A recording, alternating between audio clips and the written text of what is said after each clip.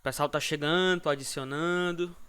Eu sou o Chico Henrique e esse curso, né, ele foi um curso aprovado através do edital de incentivo às artes na categoria áreas técnicas e foi um edital dentro da lei Paulo Gustavo, né? Então ele tinha um caráter emergencial, né? E aí a proposta de fazer ele online nesse formato é porque a gente consegue chegar a mais pessoas, né? O curso de forma online ele consegue ter um alcance maior, né? Bom é estar junto, né? Bom é se encontrar. Mas esse formato aqui ele permite que a gente possa estar junto, né? De forma virtual. A gente já tem uma convivência virtual, né? Porque a gente vive aí nas redes sociais toda hora, então nosso corpo é um corpo virtual, de certa forma. E foram muitas inscrições de todas as partes do país, assim, a gente ficou impressionado com o tanto de gente que vem, assim, de vários lugares. E a gente está muito feliz mesmo, assim, com o resultado, com esse alcance que teve, né?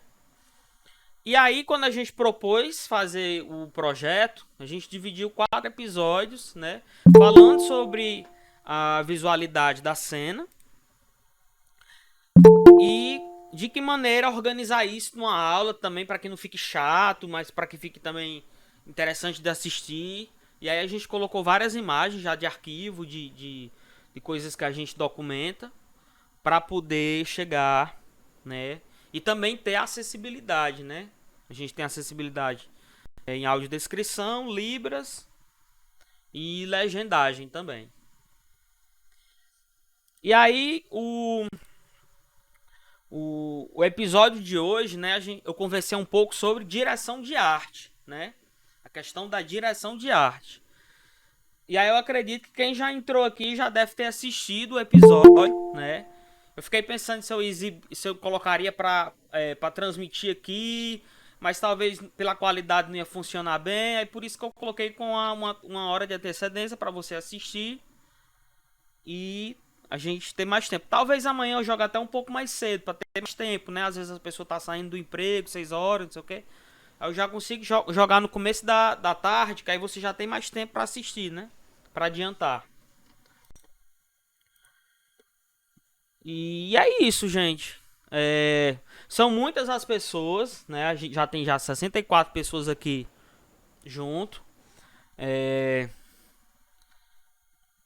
eu acho que não dá para todo mundo se apresentar, mas eu acho que a gente vai se conhecer ao longo desses 4 dias, assim. Eu já conheço muitas pessoas, né? Muitos artistas, companheiros aí de luta que estão aqui, a galera que já fez oficina comigo, é, a galera do Ceará que produz teatro, das regiões que a gente conhece, do Brasil inteiro, tá por aí. E é isso. Vai ser uma conversa, tá? A gente uma conversa bem formal. E a gente pode falar putaria aqui, o que quiser, tá entendendo? O desmantelo aqui é nosso, tá? Vamos. Não precisa uma formalidade, a gente precisa quer conversar mesmo.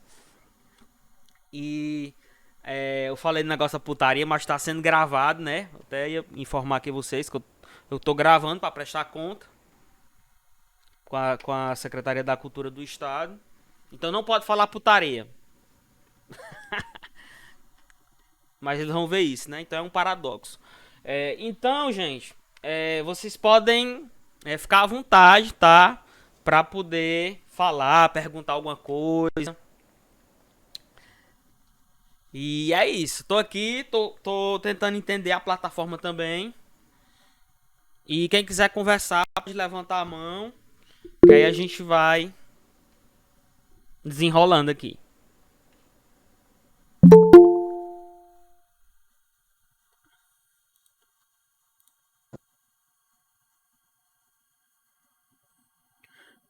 Oi, pode falar, pode falar. Ei, Quem Chica, a levantou gente a já, mão. já pode debater sobre o vídeo?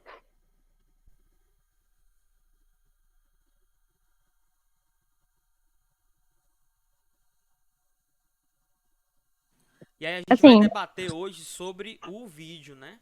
O vídeo de hoje. Que então eu foi a vou. temática da direção de arte, né? Posso começar falando, então? Ó, Certo. Só uma dúvida. tem o Michel, tem o Eric, Luiz e Joana. Levantaram a mão aí. Quem quiser falar já pode ficar à vontade, tá? Certo. É, assim, o que eu entendi sobre o vídeo, né, é que o conceito de visualidade de cena está muito ligado aos desenhos, aos bonecos, às maquinarias, né, e a partir disso que vai surgir as histórias, né, e o espetáculo em si.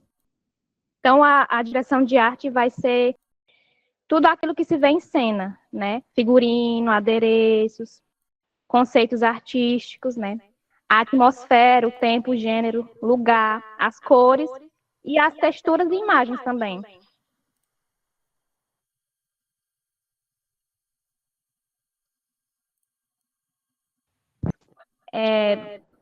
Também gostei bastante do conceito que vocês trazem sobre o teatro de maquinarias, né? Eu não sei falar muito bem o nome, né? Se você puder falar aí para mim, Chica, é Spunk, é? É. Steampunk. Steampunk, né?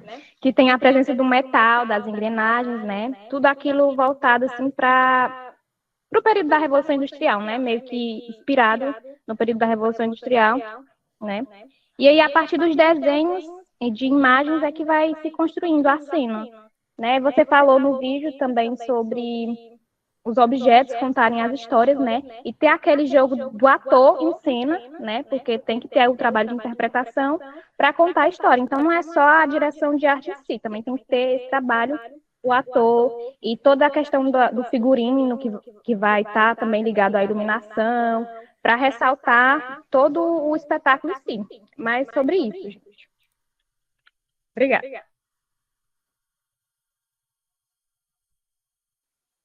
Então, meio que Joana, né? Acho que é Joana o nome dela. Meio que ela deu uma explorada bem legal, né? Na introdução aí do vídeo. Cara, e dá para explorar muita coisa a partir disso, tá? Eu queria começar fazendo algumas perguntas, tá? Primeiro, em relação à questão da visualidade. Como é que, eu não sei se a palavra seria o diretor, mas principalmente a quem está à frente da direção de arte, quem vai passar toda essa ideia imagética para o pessoal? Porque assim, você fala muito de, olha, você cria a imagem na sua cabeça, passa para o papel, desenha e depois confecciona, traz ela para o físico, né? Então, você fala isso enquanto criação de bonecos, criação de maquinário, criação de personagens fictícios ali enquanto boneco e cenografia. Mas como passar isso para dramaturgia, e digo dramaturgia no geral, e também passar para as pessoas que estão ali te ajudando, tipo, é um coletivo, como passar essa ideia para um coletivo, ou então, ainda melhor, como passar isso para um costureiro, para uma pessoa que vai confeccionar ou ajudar nisso, então, como é essa comunicação entre vocês?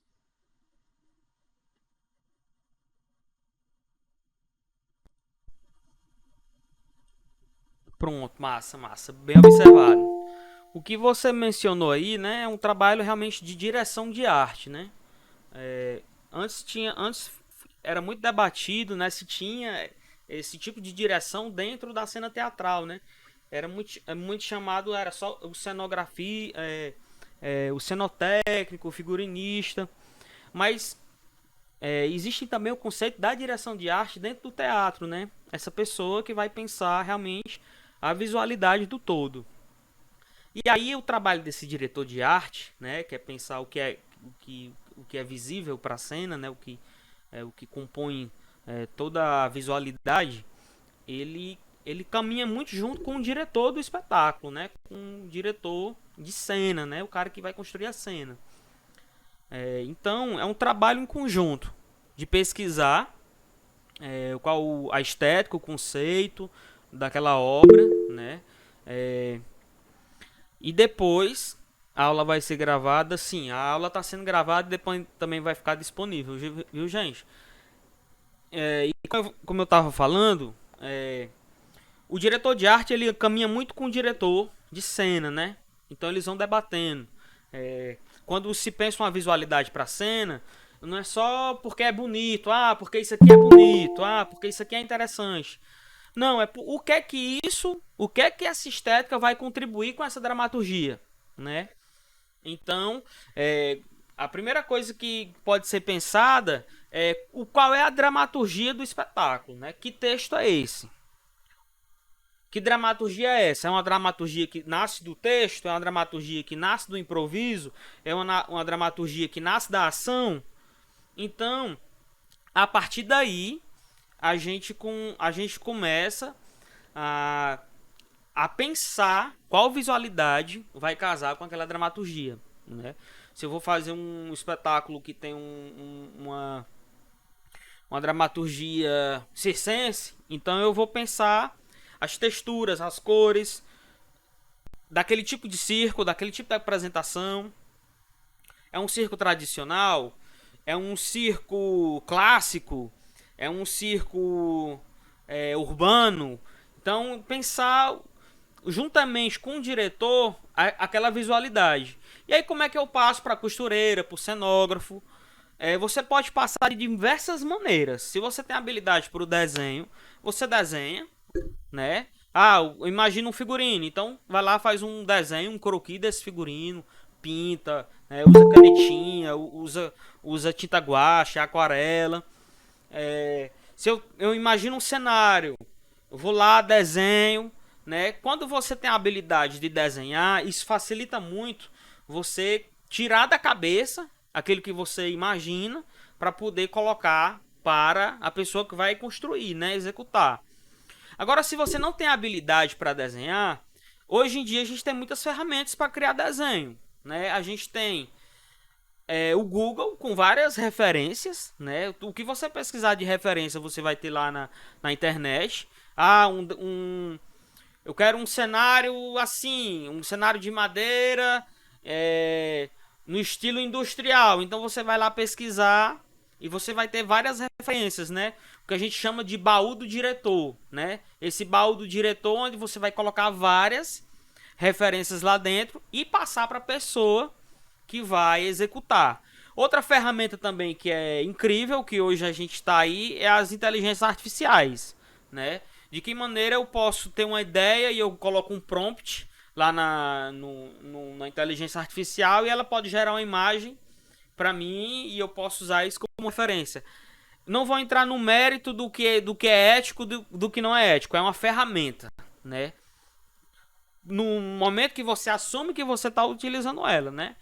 Se você cria uma imagem, um croquis e fala que você que desenhou, aí você já está mentindo. Você tem que acreditar. Não, foi criado com inteligência artificial. É uma referência aqui.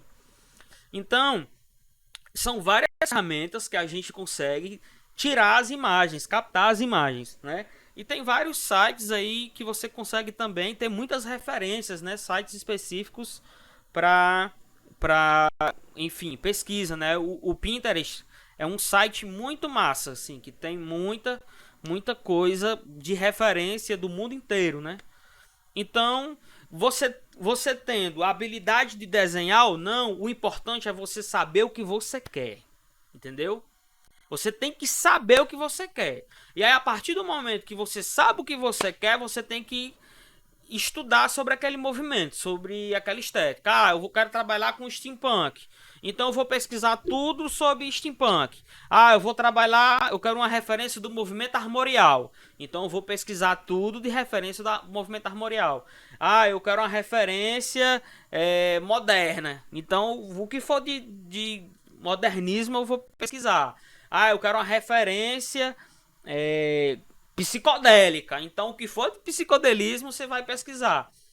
O diretor de arte e o diretor teatral, ele não vive sem pesquisa. A gente se alimenta de muita pesquisa, de muita imagem, né? Eu tenho aqui, um salvo aqui, enfim, muita revista, muita imagem, muita pesquisa. E uma das coisas que eu mais gosto de pesquisar é dentro assim do carro, olhando a janela e vendo o mundo. Porque às vezes você para num sinal e você vê ali uma cena. Então faz uma foto, porque você já tem muita inspiração ali que o próprio mundo vai ofertar, né? Então a gente se nutre de imagens para poder. Quanto mais nutrição de imagens a gente tiver, mais a gente vai ter referência para dar para aquela pessoa que vai construir, né? E também instigar nessa pessoa também a curiosidade, a criatividade, né? Mas alguém quer falar? Eu acho que, né, eu já dei uma esclarecida, né?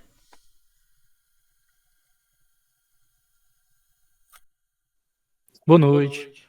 Queria já encaixar uma outra perguntinha, um pouco sobre o que tu expõe no vídeo da trajetória do Motim mesmo, né? Inclusive essa coisa de explorar o steampunk. Eu queria entender como é que tu chegou nisso e como é que foi para ti, por exemplo, relacionar um conceito que aqui no Brasil, né, é pouco referenciado ainda, principalmente dentro do teatro, e como é que foi fazer isso, inclusive, atrelando a coisas muito daqui, do Ceará, né? Eu achei muito massa, achei muito legal. E queria saber de onde é que surgiu essa ideia, como é que foi para ti articular esses conceitos que no primeiro momento parecem distantes. Ótimo. Eu cheguei na estética steampunk pesquisando sobre teatro máquina, né? Porque em 2016 a gente já trabalhava com construção de bonecos, de engenhocas na nossa própria cidade, dentro dos movimentos artísticos daqui, né? Aqui tem Bumba Meu Boi, aqui tem Reizado, aqui tem boneco gigante. Então a gente já tinha uma relação com traquitanas, né? A gente já tinha uma relação com engenhocas, né? Uma engenhoca para criar um boneco gigante, uma engenhoca para fazer, por exemplo, o Jesus Cristo subir, ressuscitar na Paixão de Cristo, né? Que tem Paixão de Cristo. Então ali tinha uma engenhoca para Cristo subir, né? Uma engenhoca para o demônio sair debaixo da terra. Então a gente já trabalhava com as engenhocas, com as maquinarias, como efeitos especiais. E eu achava aquilo muito massa, porque aqui tinha uma preocupação de esconder as coisas. Não, tem que esconder isso aqui para ninguém ver. E eu achava massa era a engenhoca, a ferramenta para fazer aquilo acontecer. Então eu comecei a ver de que maneira eu pego essa maquinaria, essa engenhoca, essa traquitana, né? Esse Trevenin, essa grua, e coloco ela para cena, né? Aí fui pesquisar, será que existe teatro máquina? E aí existia, né? Existia muita coisa, né? Inclusive tem o grupo, um grupo francês, né? Que cria coisas incríveis, coisas enormes, né? Vocês já devem ter visto aí uma mulher gigante assim com guindastes, um elefante, tem dragão, né? É o Le Machine, né? O grupo chamado Le Machine. Então a gente começou a pesquisar isso. E aí voltando lá para 2016, a gente escreveu um projeto para a gente pesquisar aqui no Ceará através de uma escola de arte. E aí a gente foi contemplado, né? Para pesquisar essa linguagem da maquinaria em cena. E aí a gente descobriu o trabalho de Pernas pro Ar, né? Acho que muitos conhecem, Grupo de Pernas pro Ar. E aí o Luciano Wieser foi o nosso tutor, né? Ele é um mestre de maquinarias. E aí isso nos aproximou, né? Do fazer dele, que tinha muito disso, né? Ele tem um espetáculo chamado Automáquina, Universo Deslizante, que é uma engenhoca gigante, assim, uma máquina, um carro alegórico. E aí a gente construiu no nosso fazer o espetáculo Imaginário Criador, que tem uma barata mecânica em cena, né? E a gente pensou a figura da barata na questão do Kafka, da metamorfose, do lixo, né? Como é que a gente ressignifica o lixo. E aí o nosso steampunk, a gente tem a referência do steampunk, mas a nossa referência ela tá muito mais conectada com a própria reciclagem, né? A própria reciclagem, o metal da ferrugem da reciclagem, né? tá muito ligado a isso, que também isso também tem muito no movimento armorial, né? Se vocês forem pesquisar, é, por exemplo, algumas obras, a Pedra do Reino, né, que foi feita até uma série. Tinha muita coisa, tinha uns cavalos de metais, né, que chegavam.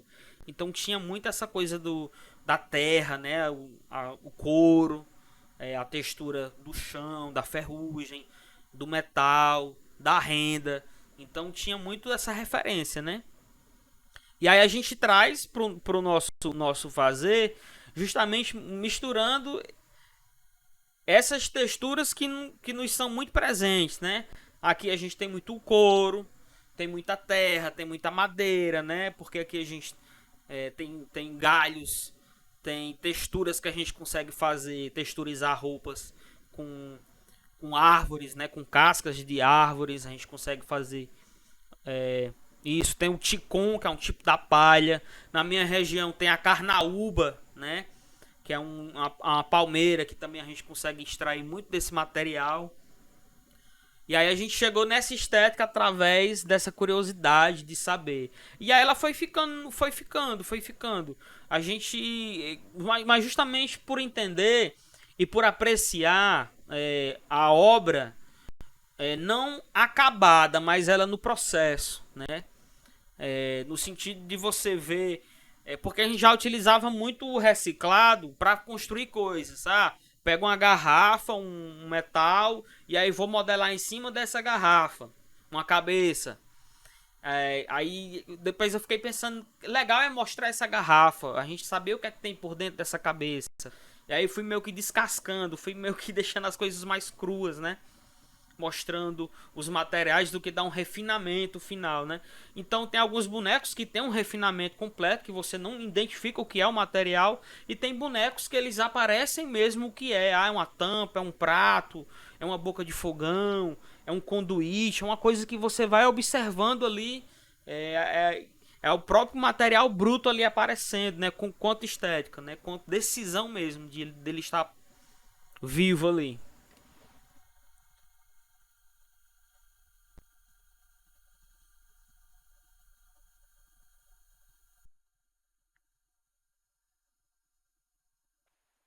E esse lance da estética, né,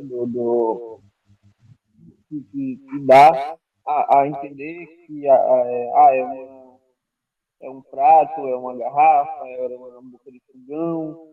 Tipo assim, do nada juntou tipo, as coisas que estavam no seu cotidiano ali. E daí você juntando, né, tem com, claro que com um certo olhar, mas juntando tudo aquilo se formou um boneco, né? Algo que surpreende e encanta todo mundo. E isso é muito foda. Não só pela questão estética, né?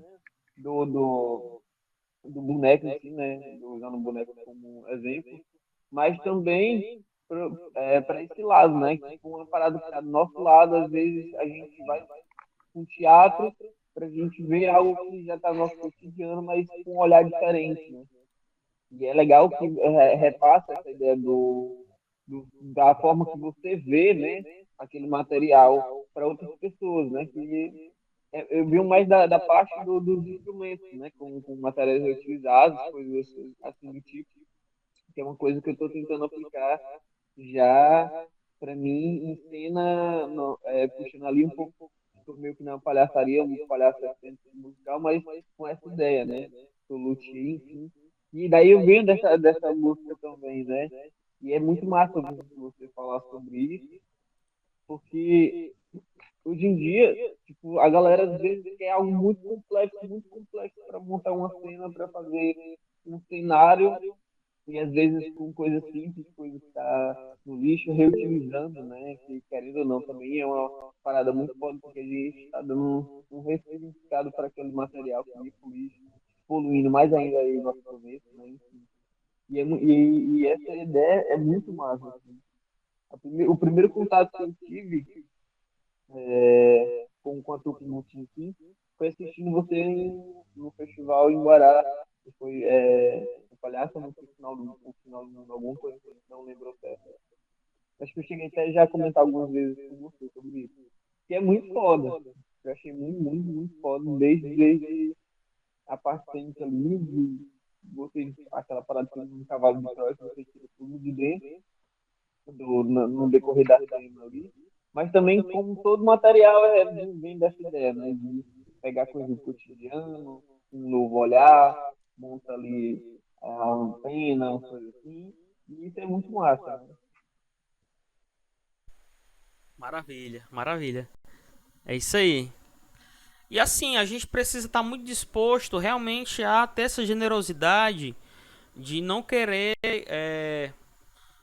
viajar demais. Assim, eu acho que quanto mais a gente trabalha a nossa criatividade, assim, de, de pegar um objeto e pensar ele de uma outra forma, a própria arte faz isso, né? De ressignificar as coisas, né?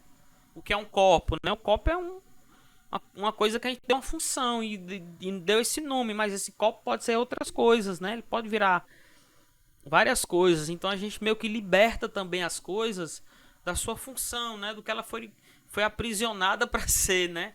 Então quando a gente pega sabe, uma garrafa e transforma numa joia, numa coroa, numa asa, você vai libertar aquele objeto da sua função, né? E aí, gente, vamos seguir aqui, ó. Quem levantou a mão, ó. E aí, quem quiser falar, também clica na mão e deixa clicada, tá? Porque pra não sair. Ó, gente, eu vou. Aqui na lista aqui, ó. Na lista tem levantado Luiz Eduardo, Joáfia, Omar e Jéssica. Quem quiser falar aqui, ó, pode ficar à vontade, tá? Paulo Kumanto, acho que levantou, né, a mão. Vou puxar, posso? Pode. Eu estava esperando também que tinha uma pessoa na minha frente, mas baixou a mão agora.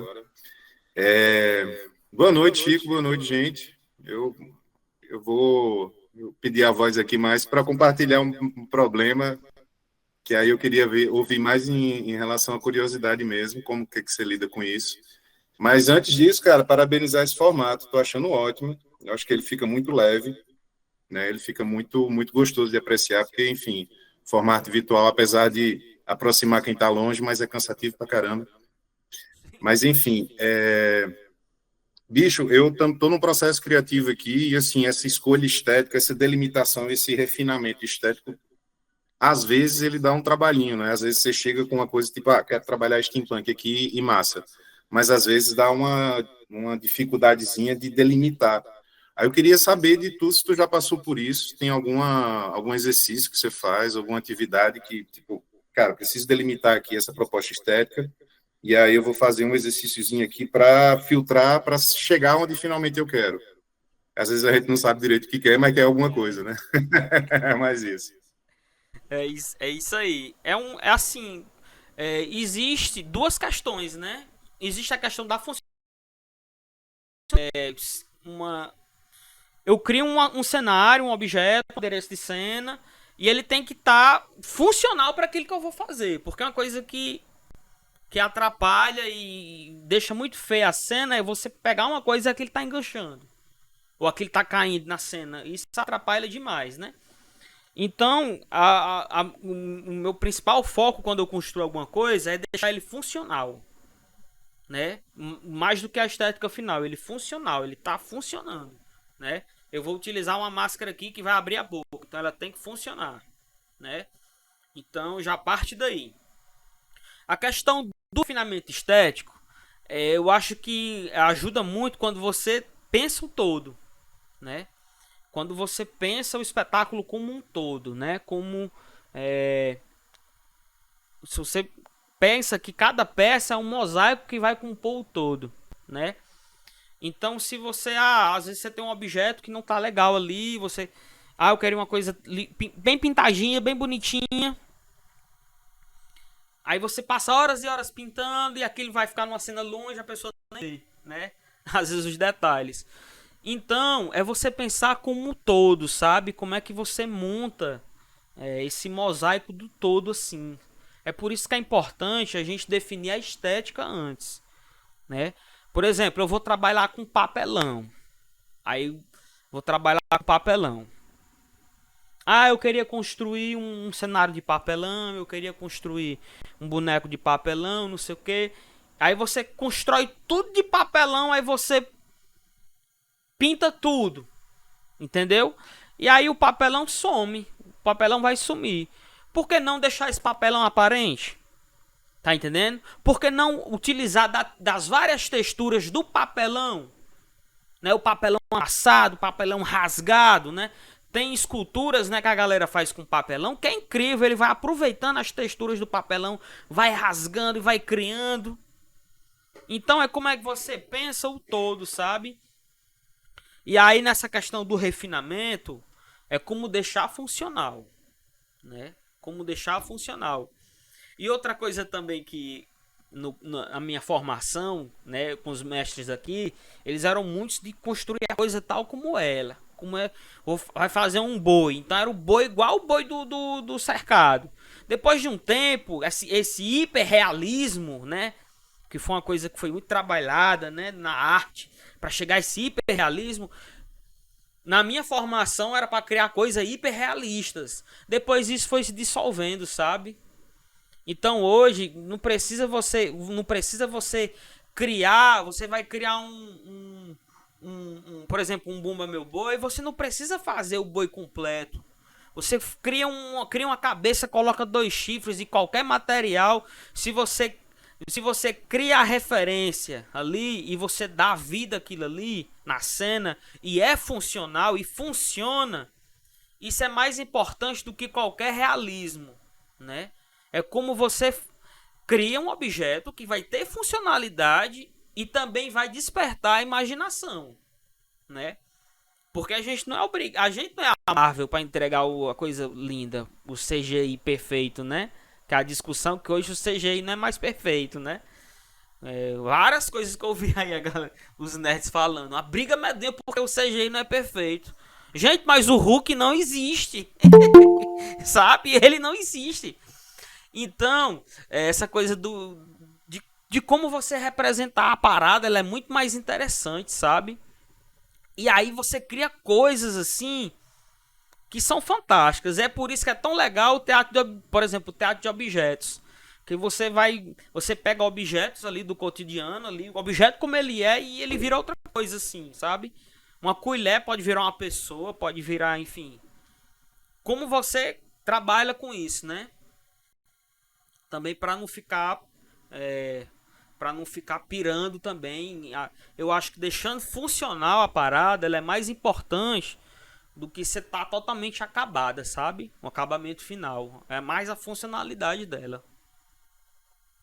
E também assim a resistência, né? Às vezes a gente, como circula bastante, tem que criar coisas que resistam ao tempo, né?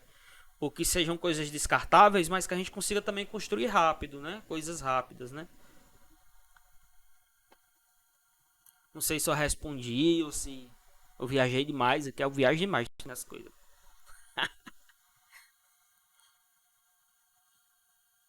Ó, aqui tá na sequência aqui, ó. Joáfia Gomes. Depois tem o Omar, tem o Paulo e tem o Jobson. Boa noite, pessoal. Falar assim um pouquinho da minha experiência como espectadora dos seus espetáculos e principalmente do Alquimista Jerônimo, em que essa funcionalidade ela fica muito, muito aparente. E eu assistindo, eu fico como uma criança boba porque eu fico vendo como você consegue dar vida a objetos que aparentemente não iam servir para absolutamente nada e conseguir transformar aquilo em um objeto da cena e ficar tão perfeito que gera realmente encantamento em quem está assistindo. A parte do carrinho do alquimista que eu fico encantado, que ele se transforma. Primeiramente, ele é como se fosse uma prateleira de objetos ali, de um vendedor, e depois ele é também uma prisão. E a funcionalidade que ele tem, eu sempre não canso de observar os detalhes e achar perfeito. E eu estava comentando aqui com a Joana de como é importante a direção de arte saber colocar os objetos na cena e, ao mesmo tempo que ele fique bonito na cena, e bonito não significa trazer um conceito de beleza, um padrão de beleza, né? Bonito é como ele funciona. como o ator dá vida àquele objeto, como o ator trabalha com aquele objeto e como a cenografia traz vida para a dramaturgia, porque até o século XX não se pensava muito na direção de arte. O importante era apenas a representação do texto. E a visualidade da cena, como a cena se apresentava ali, como o público via aquela cena, não era tão importante. Com o advento da eletricidade, aí começou a pensar, né, numa iluminação, de como trabalhar essa iluminação. Posteriormente, já final do século XX, entrada do século XXI, a gente começa a pensar em trabalhar elementos não realistas, né? Porque até então o teatro era muito realista, e você traz isso na sua fala agora que eu ia pontuar, de não se preocupar em ser algo realista, mas que seja uma representação, você como ator vai dar vida àquele objeto. E agora, num processo criativo, que eu estou com a Jana, né, minha irmã, e a gente está pensando em um espetáculo para recontar memórias, mas a gente está partindo das imagens, dos flashes de imagem que a gente tem para construir a cena, e como é que esse objeto fica legal, se a gente interagir com esse objeto, e pensando, não é pensando em muitas coisas, em muitos elementos, mas em algo que é simbólico e significativo, como aquilo vai transmitir uma mensagem que você já pontuou e que os colegas já falaram também. E uma coisa que você viaja muito, eu também tenho vários insights, e às vezes eu estou lavando louça, eu penso uma coisa assim, não tem nada a ver com o que eu estou fazendo, mas aquele processo de estar atento a tudo que a sua mente traz para você. E isso parte da nossa bagagem cultural, que você falou anteriormente, a gente pesquisar, está toda hora atento, pesquisando, buscando referências. E às vezes não é nem de forma, como é que eu posso dizer, assim, intencional, mas a gente está toda hora se alimentando, né, buscando coisas que possam ser prazerosas de ver, porque acho que isso torna mais interessante a nossa experiência, e para a gente também tornar aquilo que a gente cria mais, como é que eu poderia dizer, mais simbólico, mais significativo, dar corpo, né, àquilo que a gente está pensando. E que, assim, eu me identifico muito com a sua forma de expressar através da sua obra, porque é algo que, às vezes, ninguém está imaginando que pode sair alguma coisa dali.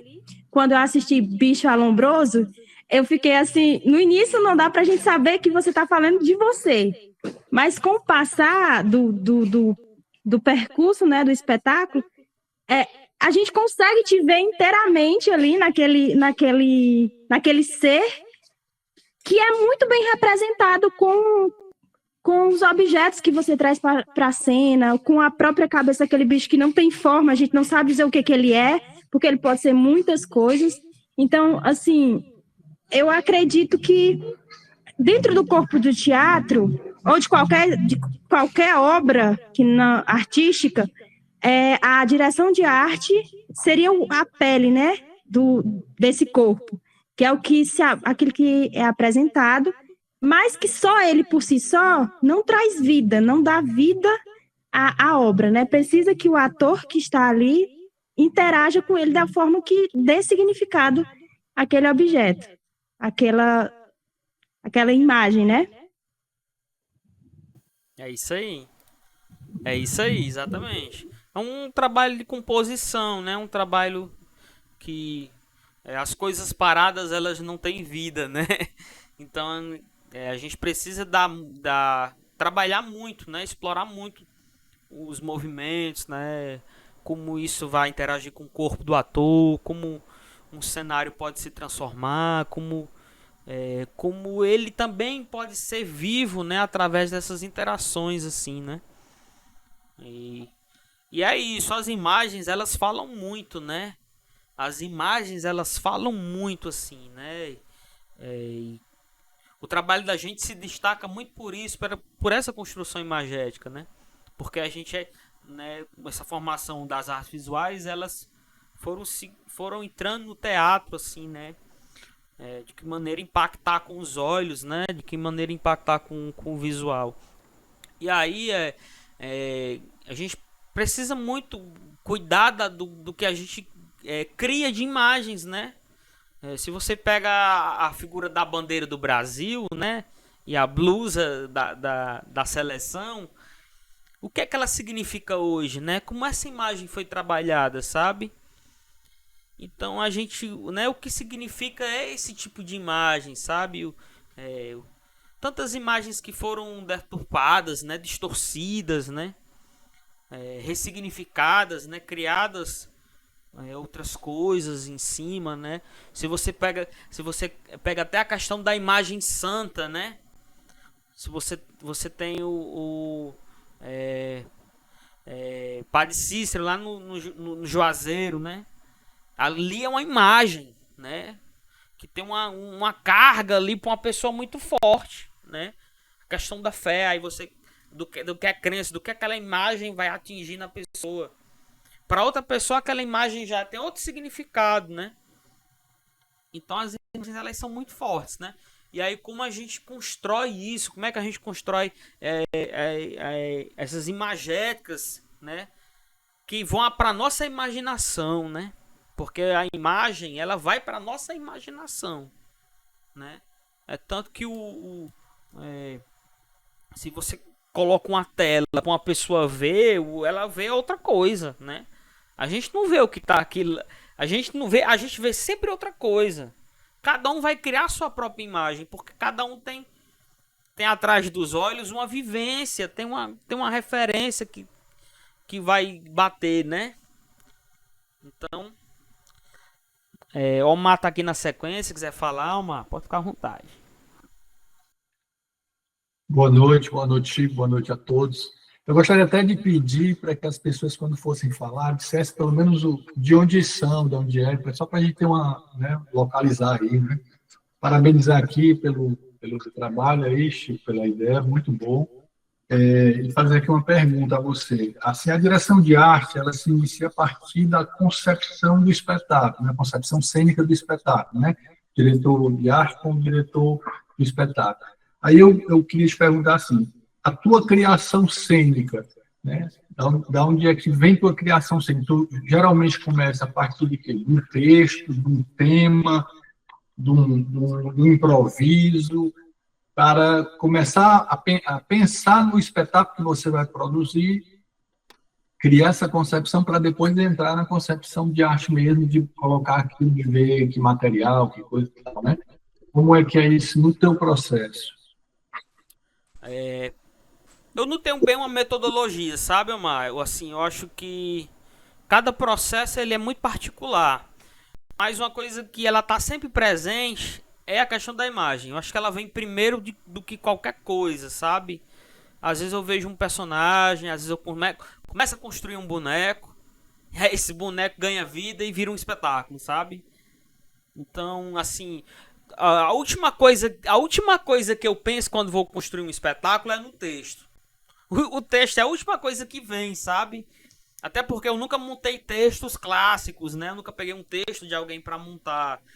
Nossos trabalhos são todos autorais nesse sentido, assim. O texto ele foi meio que nascendo depois, sabe?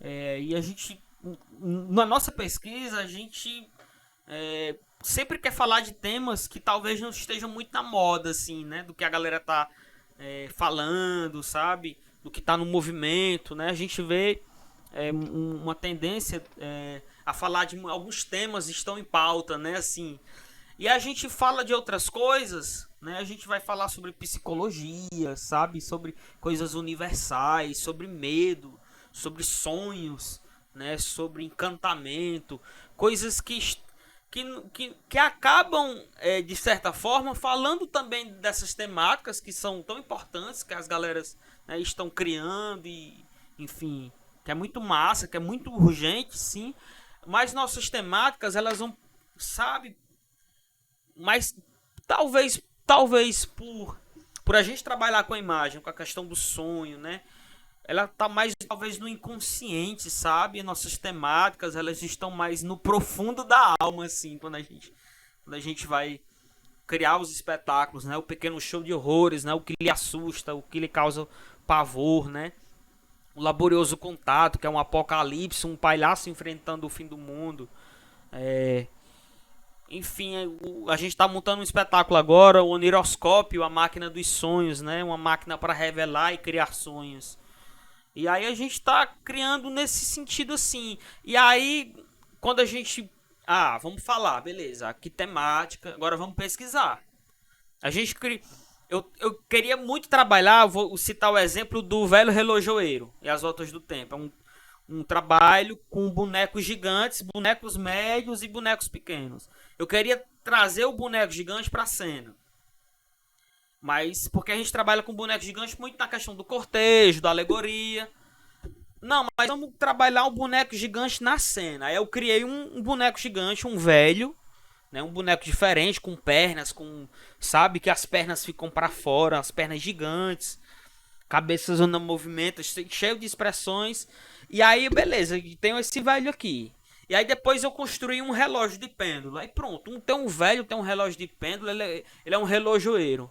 E aí depois a gente começou a entender, então eu tô falando de memória, eu tô falando de tempo, eu tô falando de velhice, né? É meio que decifrar, sabe? É uma coisa meio que decifrar o sonho.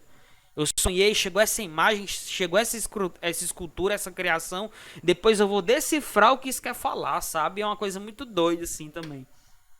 E aí a gente foi pesquisar, a gente foi pro senso de convivência, né? A gente foi conversar por exemplo, com um senhor daqui de Quixaré que morou na Alemanha, ele tem 80 e poucos anos, ele tem uma oficina com vários robôs lá, ele é formado em mecatrônica, sabe, seu Diniz. E aí a gente conheceu esse senhor, e aí fui conhecendo as histórias dele, e aí umas coisas foram batendo com o que a gente queria falar. E aí depois o processo foi ficando pessoal, porque tinha uma história da Janaíle com o pai dela, que não via há muito tempo. E a estreia do espetáculo era lá em Caruaru, e o pai dela morava em Caruaru, sabe? E aí foi ficando uma coisa meio pessoal, e foi a coisa construindo junto. E aí depois a gente começou a criar as memórias desse senhor, desse velho, né? E aí criamos ele mais jovem, e depois ele adolescente, e aí depois foram surgindo as imagens, assim. E aí também a dramaturgia foi se impondo, né? Não vai ser falado, vai ser narrado. A filha desse senhor que vai narrar. E aí a gente foi criando as coisas, assim. Dando muita liberdade para as ideias, né? E principalmente quando a gente trabalha com gente, né? Às vezes o cara é diretor, dramaturgo, aí fica num lugar que só ele faz as coisas. Não, a gente tem que ouvir todo mundo, e a gente vai construindo junto, e aí vai aproveitando o que tem de melhor, e o que não é legal fica para outro espetáculo. Mas assim, vai aproveitando, sabe? Mas pra resumir, eu acho que parte muito da imagem, sabe? Da imagem, da visualidade, depois isso vai se transformando em histórias, né? Certo. Eu dei a sugestão da gente se identificar e não me identifiquei, né? Eu sou Omar Rocha, do Circo Tupiniquim Teatro de Bonecos, aqui do Ceará. Obrigado. Grande Omar, amigão. Agora o Paulo, fala lá, Paulo. Eu achei que era o Jobson, mas acho que ele já falou, né? Foi? Não, falou ainda não. Então fale aí, Jobson, depois eu falo. Estão me ouvindo? Sim, sim. Tá, boa noite. Eu falo de Maceió, Alagoas. Morei no Ceará há um bom tempo, me formei pela UFC, sou cria da UFC. Depois voltei para cá, para minha terra natal, então estou sempre indo para o Ceará. Acho que é meu tacado também. E atualmente eu estou pesquisando aqui palhaçaria, a gente está me descobrindo na palhaçaria, e máscaras, né? A gente está trabalhando as máscaras com foco nas máscaras nordestinas, né? Mas principalmente no atual momento as alagoanas. E paralelo a isso, eu estou pesquisando os chamados malassombros, né? A gente tem umas histórias de terror aqui em Alagoas, em Maceió. Quem tiver curiosidade, por exemplo, tem uma que é a Mulher da Capa Preta, e aí tem várias assim. Só que na minha viagem eu tô trazendo esses mal-assombros pro moderno, né? Então, assim, qual o teu mal-assombro, sabe? É o medo de ser pai, são os boletos, é a ansiedade, é a depressão. Eu tô indo numa viagem muito doida, assim. É o que é que assombra a gente hoje em dia. E aí tô nesse processo de desenho, criação, umas viajadas muito doidas que tem hora que eu paro assim e faço, Jesus, onde é que eu pensei isso? E é interessante, eu me interessei muito pela questão de direção de arte, né, da gente ir sempre pesquisando, né? Como você fala, eu achei interessante esse universo, então eu vou a fundo nesse universo pesquisar, né? Não só esteticamente, mas você cita o steampunk, e aí você fala, fui pesquisar a questão da Revolução Industrial, né, a era vitoriana, tudo, e você vai a fundo pesquisar. E é, de certa forma, aqui também o que a gente vai fazendo, né? Também te parabenizar pela questão do curso a ser online, que por mais que falte aquela conversa olho no olho, mas eu só estou aqui hoje porque está nesse formato. Então, agradeço muito que seja assim. E o que eu ia te perguntar era assim, a gente muitas vezes, né, no teatro, acho que até um termo que um amigo meu uma vez falou, a gente às vezes trabalha na gambiarte, né? A gente vai pegando um material de um jeito, ajusta, recicla, faz de outro. Então, você não precisa ser tão detalhista, mas eu ia perguntar assim, no teu processo criativo de montagem, de direção de arte, quanto mais ou menos tu destina em percentual de orçamento para a direção de arte? Né? Porque como é que fica os gastos, né? É óbvio que a gente sempre tenta reaproveitar o que dá, né? Pega uma coisa da casa do colega, rouba um negócio da mãe, né? Uma coisa assim, a gente sempre vai aquele achado. E eu fiquei muito nisso assim, né? Que assim, a ideia é que agora a gente parta pros finalmente de ensaio e jogar um espetáculo no mundo nos próximos meses. E a gente está pensando muito nessa questão de direção de arte, por exemplo, o meu palhaço foi inspirado no tamarindo, né, na fruta tamarindo. Então, fui pesquisar a textura do tamarindo, a cor. Na verdade, veio do Chaves, porque eu assisti o episódio do Chaves e aí tem um episódio que ele vendia suco de tamarindo e uma vez eu pedi para comprarem suco de tamarindo porque eu queria saber o que era tamarindo e eu adorei tamarindo. Então, assim, foi essa viagem. Era isso que eu ia te perguntar, né? Em termos mais técnicos, mais de produção, como é que tu faz essa divisão, tudo, pro material, para produção, compra, etc. Assim.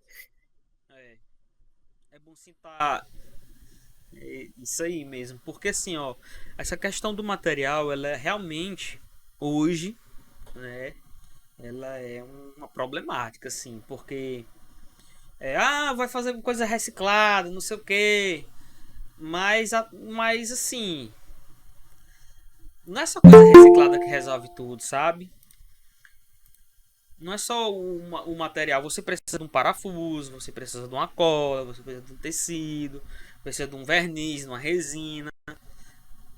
E aí quando você começa a juntar o material, né, você gasta muito, né? E aí quando eu faço um projeto, vou ter uma grana para, enfim, para criar um trabalho, eu boto metade pro material, sabe? Porque gasta muito, né?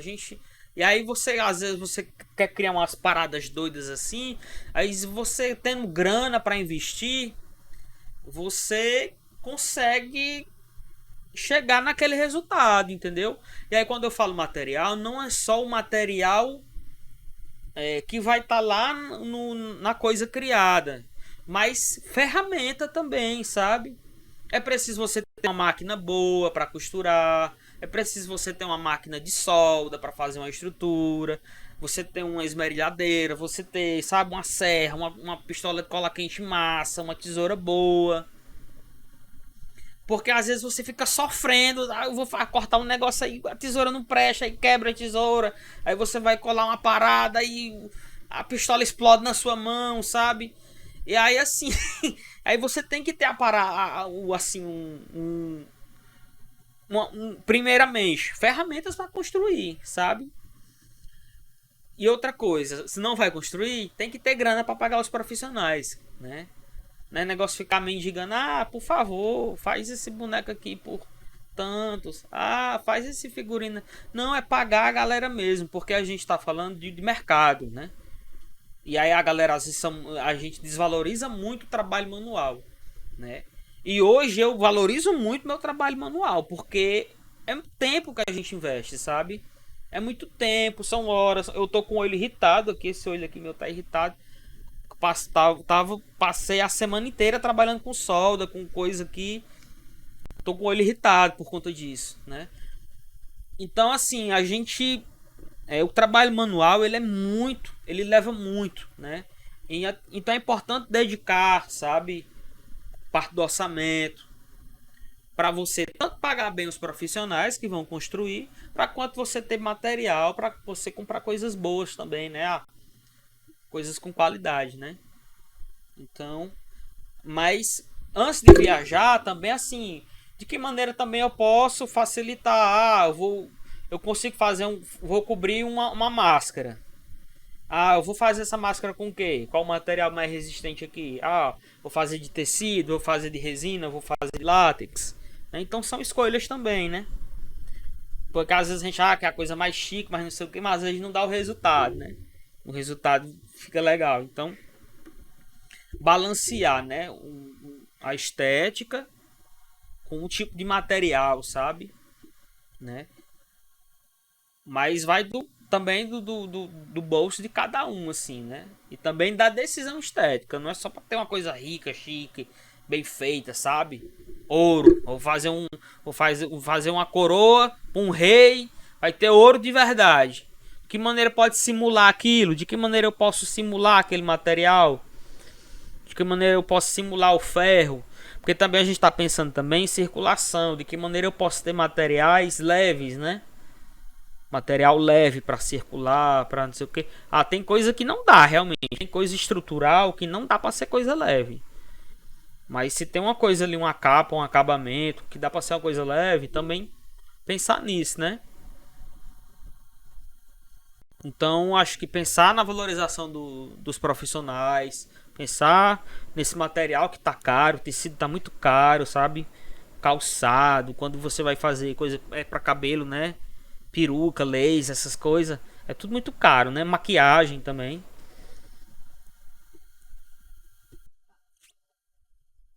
Agora Paulo, né?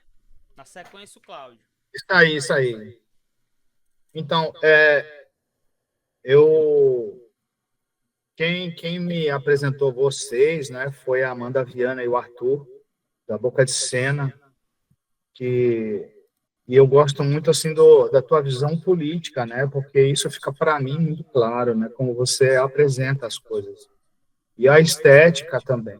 E assim, às vezes eu tenho dificuldade de fazer o jogo de palhaçaria com máscara, com boneco, e você faz isso loucamente. Então, uma máscara vira um boneco, e você faz essa confusão com muita facilidade. Então, assim, e uma coisa que você já respondeu para uma pessoa, porque eu acho que às vezes eu tenho essa dificuldade de que eu gosto de construir muita coisa. E aí você constrói a coisa e você está com ela pronta, tem um boneco pronto. E aí? Aí as pessoas perguntam, qual é o nome do boneco? O que esse boneco vai fazer? Eu ainda não sei. Né? Então, tipo, como desenvolver a partir da imagem isso, né? Eu acho que tem que ter um momento de reflexão. Eu queria saber como é que você faz isso, né? E a outra coisa para mim que eu não tenho conhecimento é das tractanas, né? Porque às vezes algumas coisas eu vou criando, mas às vezes eu sinto a necessidade de ter como aprender, né? É isso. Muito obrigado.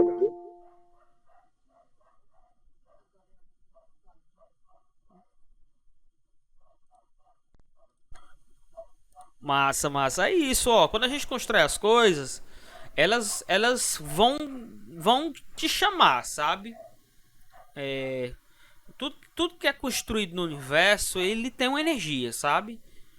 Principalmente máscaras, objetos, bonecos, né? Tudo isso é energia mesmo, assim, sabe? Então, ou ele vira um voodoo, ou ele vai virar um personagem, assim. Então você precisa dar uma função para ele, né? Tal hora ele vai falar.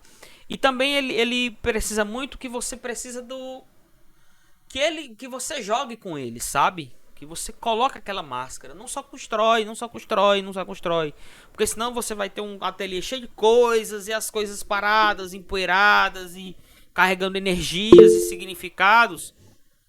E aí você precisa usar aquilo, sabe? Aquilo precisa ser brincado, porque são brinquedos, sabe? Uma máscara, um boneco é um brinquedo, sabe? Triste é um quarto de uma criança cheia de brinquedo que a criança não brinca, né? Então você pega aquilo ali e vai brincar, porque uma cena vai surgir. E aí minhas coisas assim, eu pego, vou construindo e vou usando e tal. E às vezes eu coloco uma máscara aqui, aí eu, cara, já tá pronto, já tá finalizado. Não precisa botar mais um nariz ou botar mais não sei o que. Vai ser assim. Aí pronto. Porque também ela vai falando como é que ela quer ficar, né? E aí você constrói, aí você, movimenta aqui, movimenta assim. E se eu usar aqui, se eu usar aqui, se eu usar aqui, né? Também não se limitar a questão da função, né? Se você, o exemplo do copo que eu falei, né? Que o copo pode ser outra coisa, pode virar outra coisa. A máscara pode virar outra coisa. Você pode usar essa máscara como um objeto, né? Como um boneco, a máscara pode ser uma cuia, pode ser um balde, pode ser, enfim, várias coisas, né? Se você joga uma luz nela, ela amplia numa sombra, né? Então, como a gente, quanto artista, pode utilizar, às vezes, poucos objetos, mas nesse jogo de aproveitar suas máximas funcionalidades, né? Assim, é como a dança, né? O corpo faz milhões de coisas, né? Faz mil possibilidades, assim. Então, como é que você dança com as coisas, né? Como é que você vai aproveitar isso, sabe? E a questão das maquinarias, das engenhocas, é pesquisa de engenharia, né? É pesquisa realmente de engenharia mesmo. Pesquisar autômatos, sabe? Pesquisar como é que é uma máquina de costura por dentro. Como é que funciona um autômato? Como é que abrir aqui o capô do carro aqui, como é que funcionam as coisas? Então, assim, essa coisa das engenharias, das traquitanas, é uma pesquisa de engenharia, né? E eu tenho pesquisado muito isso, assim, de como é que faz o movimento tal. Principalmente, gente, pesquisar autômatos. Quem gosta de traquitanas, pesquisem autômatos. No Pinterest tem vários autômatos simples e incríveis de fazer, até manual, assim. Você faz com arame, sabe, com papel, com coisas simples. E isso, às vezes, um mecanismo que eu posso utilizar aqui, eu posso aproveitar nisso aqui. Outra coisa também, essa questão das traquitanas, às vezes você vai no ferro velho e pega coisas que você já pode aproveitar o movimento de uma coisa. Então quem gosta de construir coisas, né? O Jobson, que está construindo um espetáculo, né? O pessoal do Circo do Asfalto, que sempre também gosta de construir coisas. Vai nos ferros velhos, gente. Ferro velho, sabe? Dá uma garimpada, porque às vezes você acha lá coisas que vão... Às vezes, por exemplo, eu gosto muito de achar coisas que eu movimento aqui e aqui dá outro movimento. Tipo um carretel de vara de pescar. Aquela carretilha ali para fazer muita coisa com aquilo ali. Então você aproveita, sabe? Pega uma coisa de às vezes eu vou numa loja de construção, né? E aí os caras sempre perguntam: qual é o boneco que você vai fazer? Porque tipo assim, eu nunca compro uma coisa pra fazer uma dobradiça pra botar numa porta. Não, é uma dobradiça pra fazer alguma coisa, algum boneco, sabe? Às vezes eu vou numa loja ali de plástico, não sei o que, bacia, não sei o que. E isso aqui é pra guardar bolo? Não, é pra fazer uma cabeça, sabe? Então, é sempre assim também de pesquisar, né? A questão tem até um termo, né, que chama pareidolia, né, que você vê objetos, né, rostos em outras formas, né, assim. Então tem essa coisa meio doida, assim, meio meio pirada de ver coisas, né? Além das formas. Quem tava mais com a mão levantada? Muito obrigado. Eu, Cláudio. Cláudio. E aí? Beleza, meu garoto?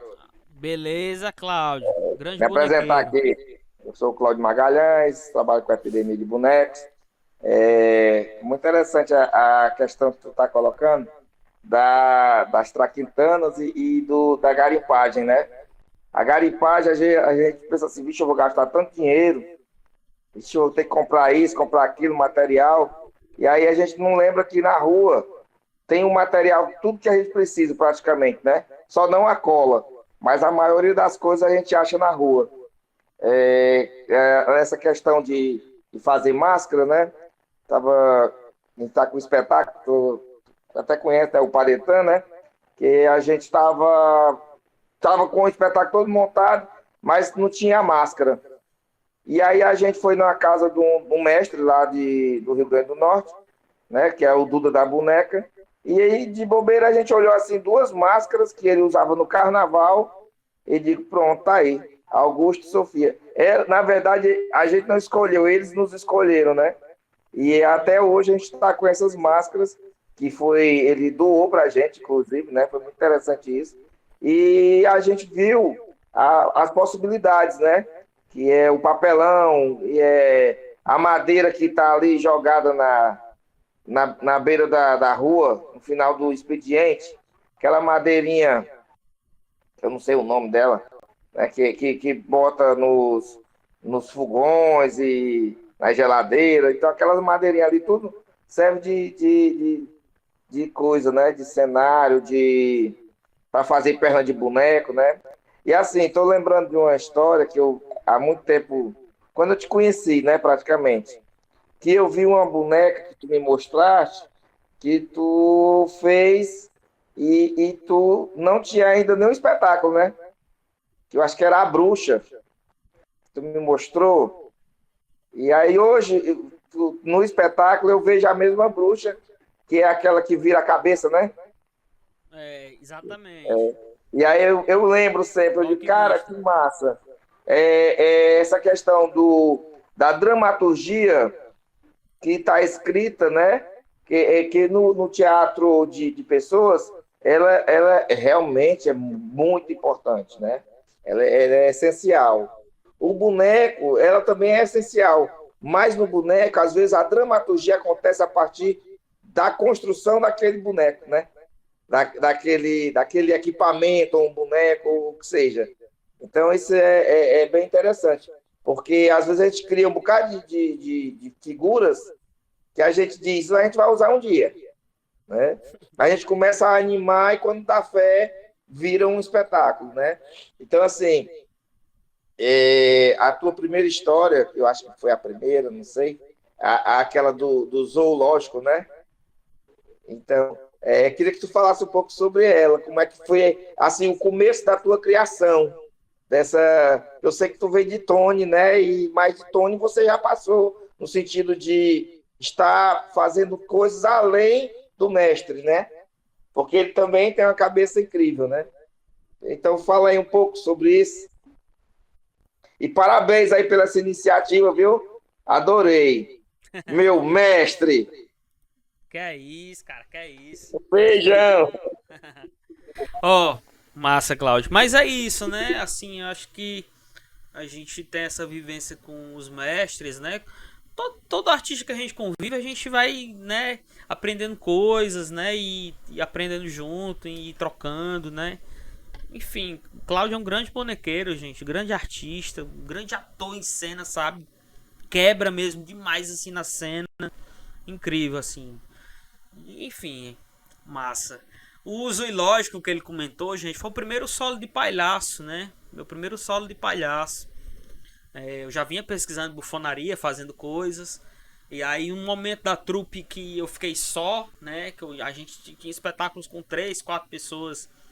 Aí a galera se casou, teve filho, foi fazer faculdade e eu fiquei só, né? E aí eu, não, vou fazer um solo agora pra circular, pra mochilar com esse espetáculo. E aí veio o zoológico, né? Eu queria trabalhar a palhaçaria e o teatro de animação, né? Porque das habilidades circenses eu sou péssimo, assim, sei pouco, tenho pouca habilidade circense, né? Malabares, né? Que assim, nada, praticamente nada. E aí eu equilibrismo assim pouco também. Mas eu sei manipular bonecos, então comecei a criar bonecos e fazer palhaçaria, né, com os bonecos. E aí surgiu a ideia do zoológico, né, que era justamente fazer uma crítica ao uso do animal em cena, né? Tipo, o uso do animal como diversão, né? O uso do animal nos circos, o uso do animal nos zoológicos, o uso do animal, dos animais nos laboratórios, né?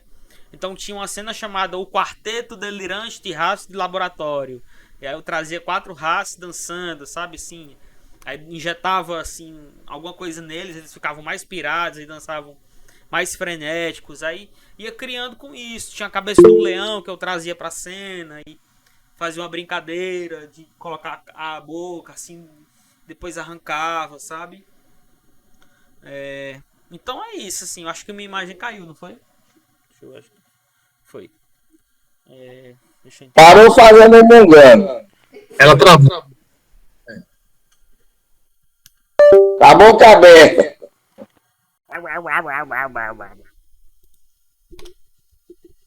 Mas é isso, ó. Enquanto eu vou trocando aqui a bateria da câmera, vocês podem falar, certo? Eu volto já, minha imagem. Acho que não tem ninguém com a mão levantada, mas se quiser falar, pode ficar à vontade. E aí também nós já vamos se encaminhando, né, para os finalmente, né? Também aqui também já é 8h20. Mas quem quiser comentar mais alguma coisa, pode ficar à vontade, gente.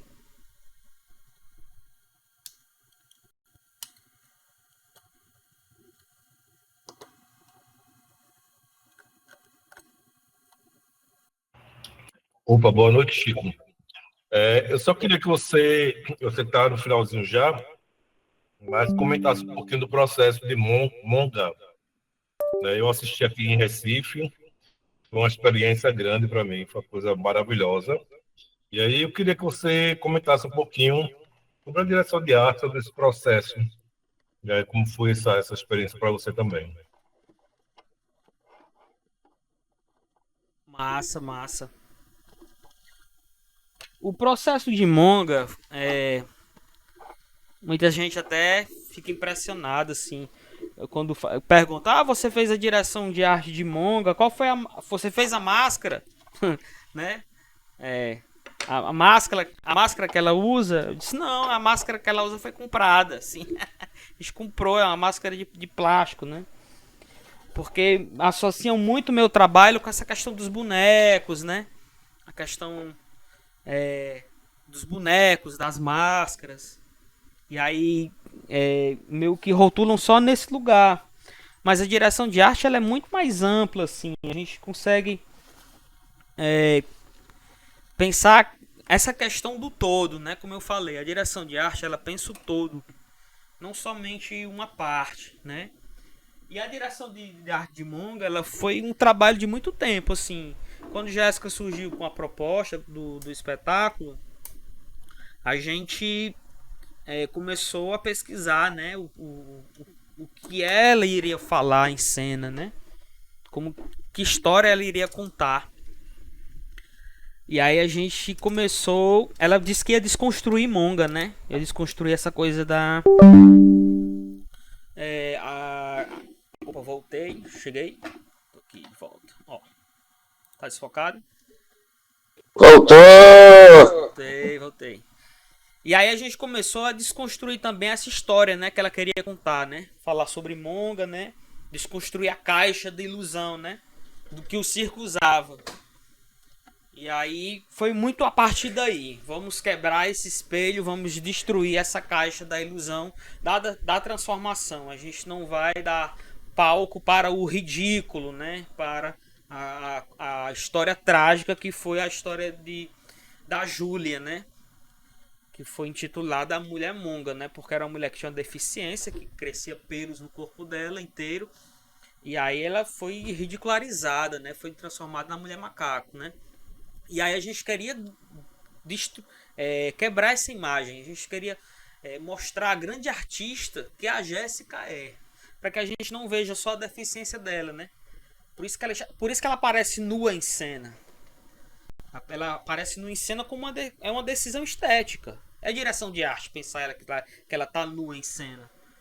Porque você vai ver ela, mas através dela, não a deficiência dela. Você vai ver a grande artista que ela é. Então ela canta, ela dança, ela interpreta, ela fala em línguas. E a direção de arte veio no sentido de dar ênfase ao trabalho da atriz.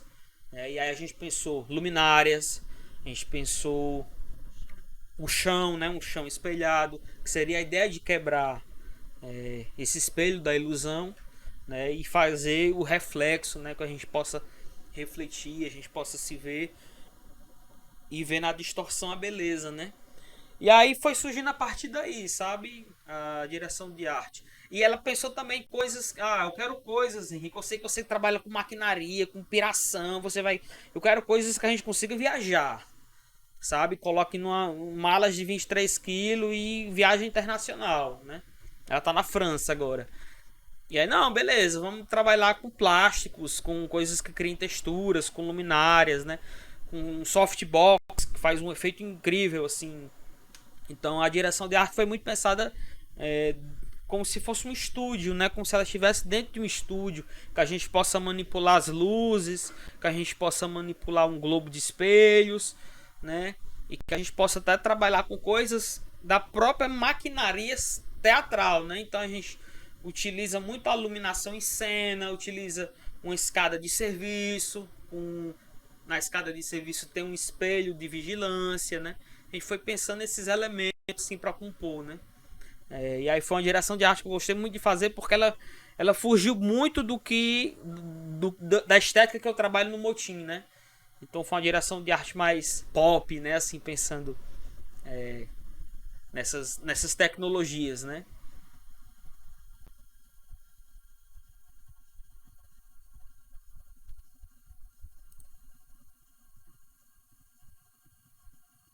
Mais alguém?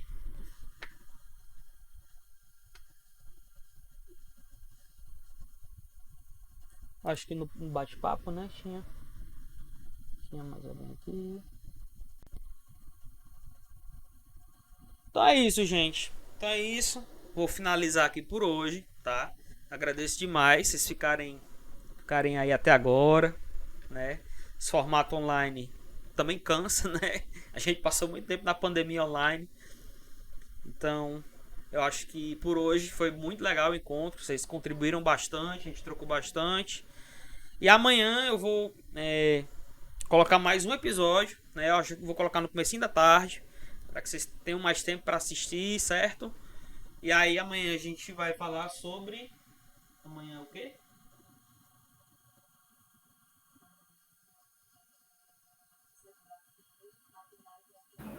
Cenografia e maquinários.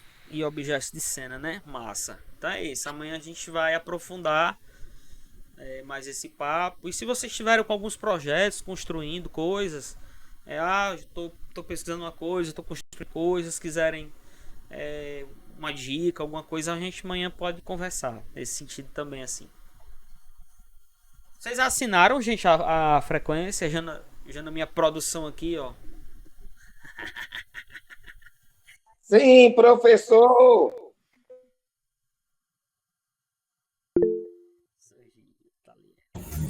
Essa frequência. Ei, Chico. A sequência tá aqui, ó. Tá fixada no grupo e tá nesse link aqui, ó.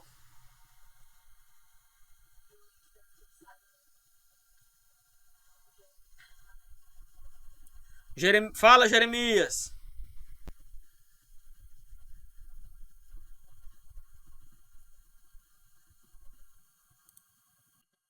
Não, deu bom aqui, vai dar bom. Era a frequência que eu não tinha conseguido. Deu bom? Valeu, Boa valeu. noite, gente. Até mais. Valeu. Tchau. Tchau, gente. Boa noite. Tá bem. Boa noite.